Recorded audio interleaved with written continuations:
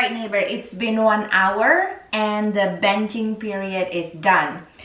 We have the dough. As you can see, it visibly has expanded and relaxed. The gluten has been had some times to kind of like chill and like stretch, and it creates a better structure overall. Now what we want to do is we would like to shape this. At this time I would like to shape it into a buell or a circular loaf, and we are going to use this.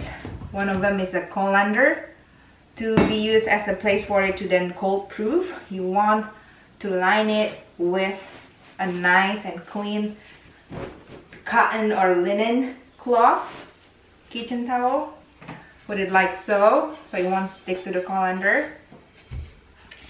And if you're using Benetton, you can use directly on the Benetton, but I always like to put a layer of clean linen on it, like so. You want to dust the linen so that it doesn't stick to the linen. Dust the dough a little bit. And this is what we're going to do, okay? It's better to be demonstrated than to explain it with word. You want to flip it, open it up,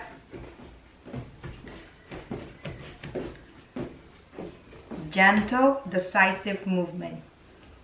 This is what you want to do. Just like pre-shaping, the bottom part, stretch it, put it to the middle. Grab the two sides, stretch it, fold it over. Right? Nice and neat. The top part, fold it over. Now in here, if you want to make a really tight buell, you can take the edge, stretch it, clench it over. Same with the next one. And then flip and do a roll. Roll, roll.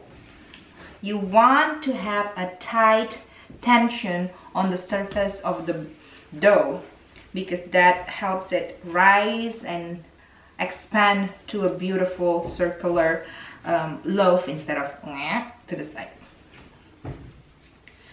Use your scraper. Use your scraper here. It's like the maneuver. I'm going to grab one of the medium that we're going to use to let it rest. Take it, this part, flip. Let that baby rest.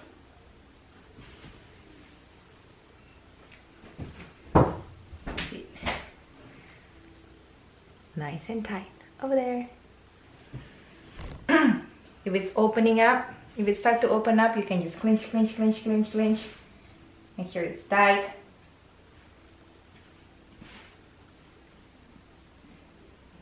All right, there. And then another one. Ooh, there we go. I want you to be able to see it clearly. Take it over. Stretch it out a little bit. Bottom, middle. Grab the sides, stretch, fold one to the other. The top, fold it over. Okay, it's like an envelope. Take the side and the other side. Flip it over and you have a tight, round buell with a tension on the top. You see, tension. Shaping a dough is not a critical step on making a bread. You can definitely make an edible bread without having a good technique on shaping a buell, but when you do, then you will have a beautiful loaf. It expanded beautifully. Okay, like before, surface side down.